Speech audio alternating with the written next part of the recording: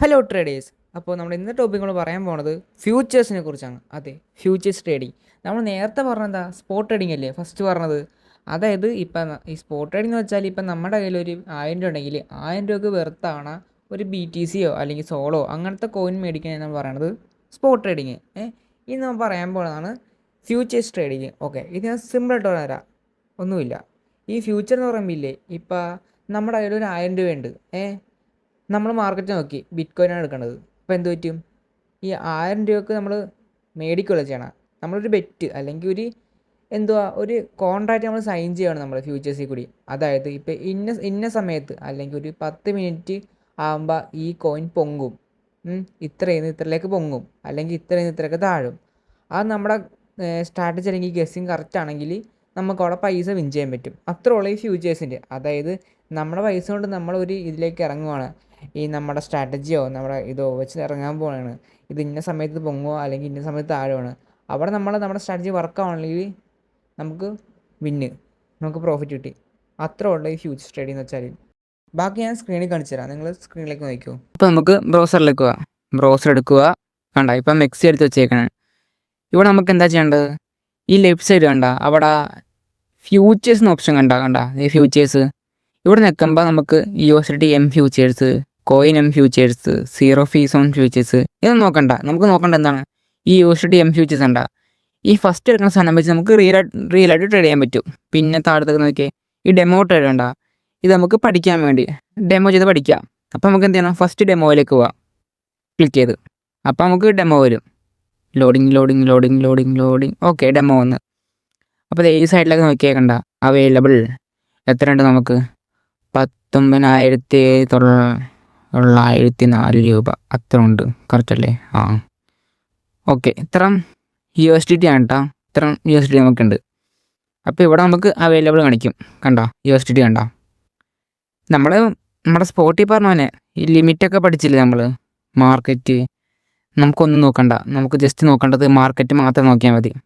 Limit എന്ന് പറയുമ്പോൾ ഞാൻ പറഞ്ഞില്ലേ, ഇപ്പം അത് ഈ പ്രൈസ് കണ്ടാ, ഈ പ്രൈസ് നമ്മുടെ ഈ ക്യാൻഡിൽ എവിടെ എത്തണം? ഇവിടെ.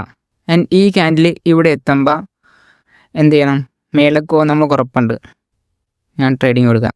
ഇതിനകത്ത് ട്രേഡിങ് കൊടുക്കാൻ പറ്റുക. Originally trading view depth just ഞാൻ ഫുൾ സ്ക്രീൻ ആക്കി തരാം. ലിമിറ്റ് പറഞ്ഞെന്ന് വെച്ചാൽ ഞാൻ നേരത്തെ പറഞ്ഞത്, എന്നാലും ഒന്നും കൂടി പറഞ്ഞുതരാം.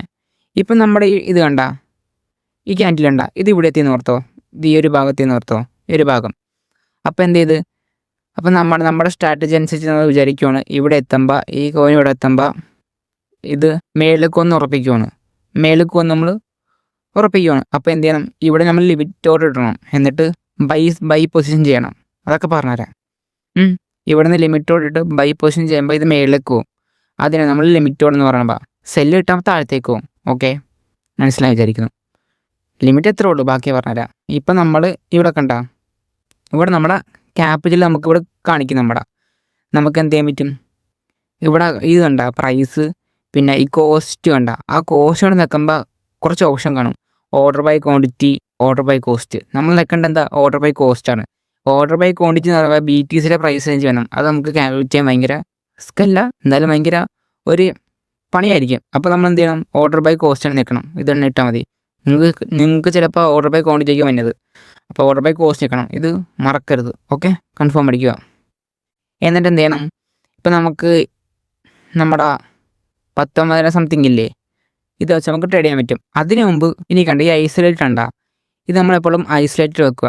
ക്രോസ് എന്ന് പറയുമ്പോൾ ഈ ലിക്വിഡിറ്റി ആകുമ്പോൾ നമ്മുടെ പൈസ പോകാണ്ടിരിക്കാൻ വേണ്ടി അതായത് നമ്മുടെ ക്യാപിറ്റലിൽ നിന്ന് പൈസ എടുത്ത് നമ്മുടെ മാർജിനിലേക്ക് ഇടും. അത് ഞാൻ പറഞ്ഞുതരാം. നമ്മൾ ഐസൊലേറ്റഡ് തന്നെ വെക്കണം, നല്ലത്. ഐസൊലേറ്റഡ് ആക്കിയാൽ മതി. ഇത് എപ്പോഴും ഐസൊലേറ്റഡ്. പിന്നെന്താണ്? ഇത് ലെവറേജ് എന്ന് പറയുമ്പോൾ നമുക്ക് 500x ഇടാൻ പറ്റും. ഞാൻ ലെവറേജിനെ കുറിച്ച് ഞാൻ പിന്നെ പറഞ്ഞുതരാം കേട്ടോ. അടുത്ത ക്ലാസ് ഞാൻ വിശദമായി പറഞ്ഞുതരാം ലെവറേജിനെ കുറിച്ച്. ഇപ്പം ഞാൻ ഇട്ടേക്കണം എത്ര 3 ഇട്ടേക്കണം.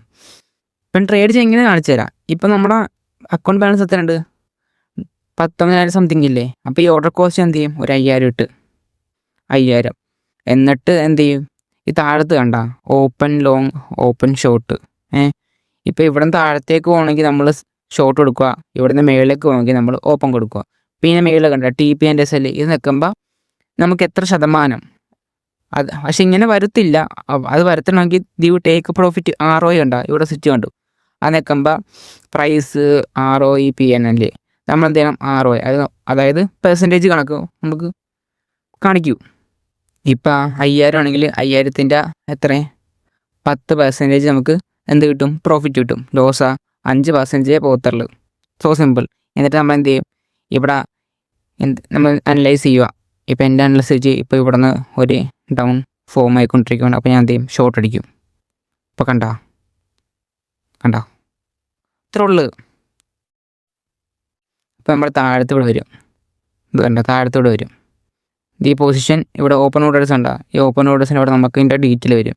അതായത് TPSL കാണിക്കുന്നുണ്ട്, ഇവിടെ കാണിക്കുന്നുണ്ട്, TPSL കാണിക്കുന്നുണ്ട്. പിന്നെ ഇത്ര ഉള്ളു. പിന്നെ ഈ പൊസിഷൻ ഹിസ്റ്ററിൽ നമ്മൾ ട്രേഡ് എടുത്തതിൻ്റെയൊക്കെ റിസൾട്ട് വരും. ഇപ്പോൾ എത്ര ട്രേഡ് എടുത്ത് ജയിച്ച് അങ്ങനെ ഇത് കാണിക്കും. പിന്നെ ഓർഡർ ട്രേഡ് ഹിസ്റ്ററി എന്ന് പറയുമ്പോൾ സെയിം ആ സംഭവം തന്നെ.